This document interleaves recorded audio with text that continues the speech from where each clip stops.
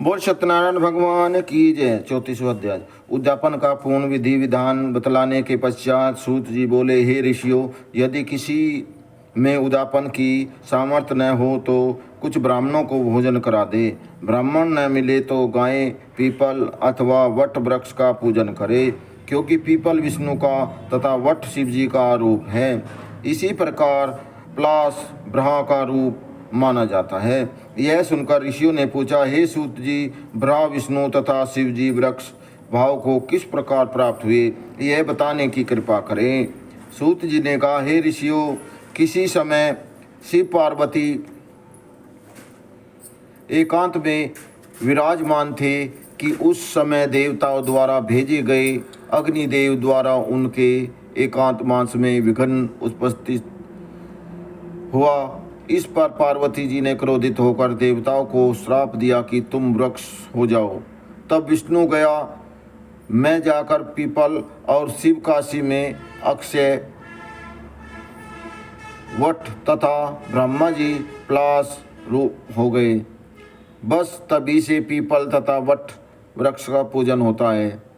तब ऋषियों ने पूछा कि शनिवार को पीपल का पूजन होता है मगर रविवार को नहीं, इसका क्या कारण है, कृपा करके बतलाइए। सूत जी ने कहा, हे राजा सूत जी ने कहा, हे ऋषियों, समुद्र मंथन के समय 14 रत्नों में से कौस्तुम मणि तथा लक्ष्मी जी को प्राप्त करने के बाद विष्णु भगवान लक्ष्मी जी से विवाह करने को उद्यत हुए। तब लक्ष्मी जी ने भगवान से कहा, मेरी बड़ी बहन दरिद्रा अविवाहित है, पहले उसका विवाह होना चाहिए। यह सुनकर भगवान विष्णु ने लक्ष्मी की बड़ी बहन उद्लाक ऋषि को सौंप दी। यद्यपि दरिद्रता का रंग काला, नेत्र लाल तथा बाल बिखरे होने के कारण कुरूपा थी, तथापि भगवान की आज्ञा मानकर उद्लादल ऋषि दरिद्रता को अपने आश्रम में ले गए। आश्रम में आकर दरिद्रता ने देखा कि वहाँ वेद पाठ तथा हवन हो रहा है।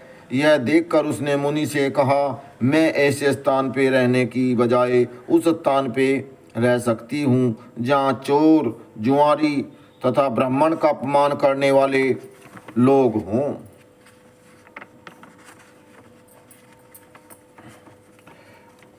उसकी यह बात सुनकर उद्दालक ऋषि अत्यंत दुखी हुए और उसे वहीं छोड़कर और यह कहकर चले गए कि तुम्हारे लिए कोई उपयुक्त स्थान देखकर आता हूँ। ऋषि के आने के बाद कुछ देर तक दरिद्रता ने उनकी प्रतीक्षा की। इसके बाद वह रोने और चिल्लाने लगी।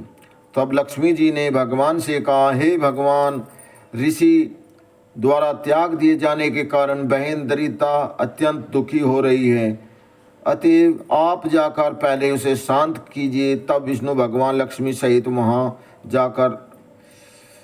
आकर कहने लगे, तुम पीपल में निवास करो, पीपल हमारा ही अंश है। जो कोई कार्तिक की पूर्णमासी को पीपल का पूजन करेगा वह हमें प्राप्त होगा और उसके यहाँ लक्ष्मी का वास होगा।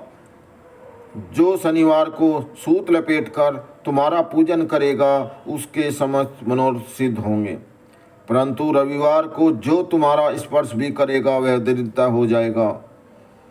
इतना कहकर भगवान लक्ष्मी सहित अंतर्ध्यान हो गए। सूत जी कहते हैं कि जो इस कथा को पढ़ता अथवा सुनता है उसे बद्री आश्रम यात्रा का पुण्य फल प्राप्त होता है। बोल सत्यनारायण भगवान की जय। बोल विष्णु भगवान की जय। 35वां अध्याय। शौनक ऋषियों ने पूछा, हे सूत जी, दूसरे द्वारा संकल्प द्वारा दिया हुआ पुण्य ही लगता है या बिना दिए हुए भी मिल जाता है। तब सूत जी ने कहा, पाप तथा पुण्य दोनों बिना दिए हुए भी मिलते हैं। सतयुग में एक का किया हुआ पाप तथा पुण्य क्रम सारे देश को, त्रेता में ग्राम को तथा द्वापद में कुल को मिलता था, परंतु कलयुग में केवल कर्ता करने वाले को ही पाप और पुण्य मिलता है।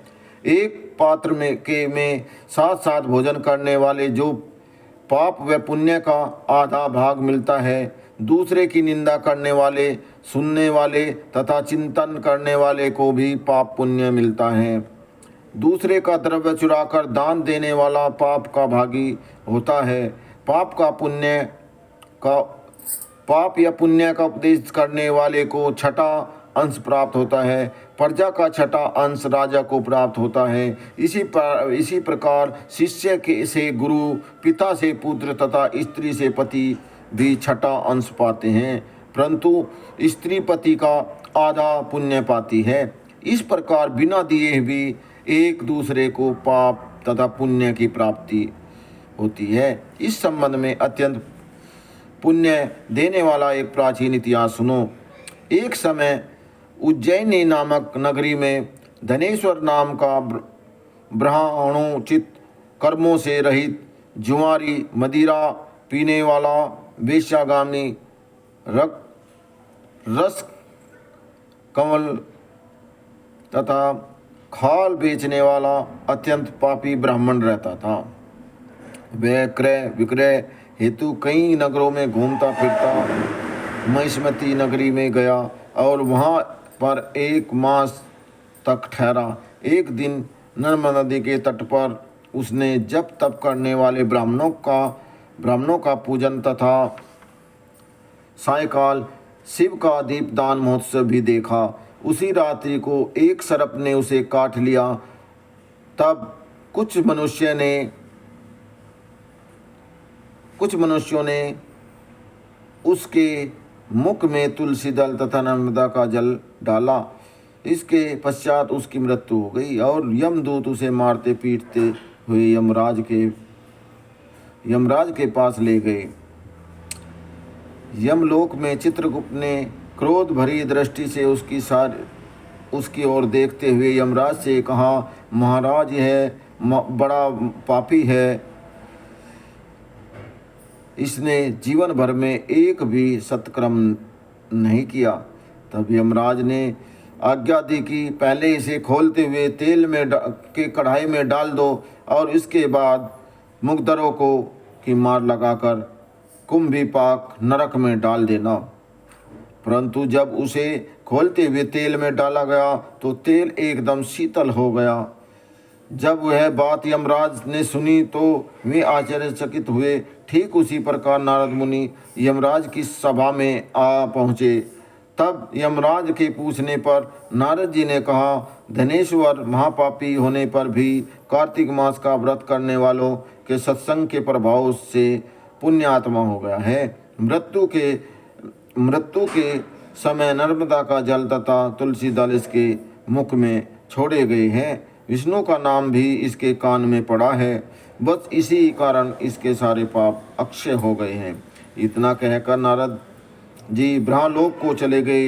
इसके पश्चात धनेश्वर कुबेर का अनुगामी धन यज्ञ हुआ, जिसके नाम से अयोध्या नगरी में भगवान गदाधर नाम का तीर्थ विख्यात हुआ। सूत जी ने अंत में कहा, हे ऋषियों, किसी इच्छा अथवा लालच से किया गया पाप गीला तथा कामना रहित पाप सूखा कहा जाता है। इस कार्तिक मास के व्रत के प्रभाव से मनुष्य द्वारा किए गए गीले तथा सूखे अर्थात सभी पाप नष्ट हो जाते हैं। हे श्रोताओं, इस परमपिता परमात्मा की कृपा से यह कार्तिक मास महत्तम संपूर्ण हुआ। जो इसके अनुरूप आचरण करेगा वह तो जीवन में सभी सुख और अंत में मोक्ष को प्राप्त होगा ही। श्रद्धा पूर्वक इसको पढ़ने, सुनने और सुनाने वाला भी असीम पुण्य फल प्राप्त करेगा। बोल सत्यनारायण भगवान की जय। बोल विष्णु भगवान की जय। बोल राधा रानी की जय। इति 35वां अध्याय समाप्त होता है। बोल सत्यनारायण भगवान की जय। बोल विष्णु भगवान की जय। इति शुभम। बोल सत्यनारायण भगवान की जय। सत्यनारायण भगवान तेरी सदा हो जय जयकार हो, प्रभु तेरी सदा हो जय जयकार।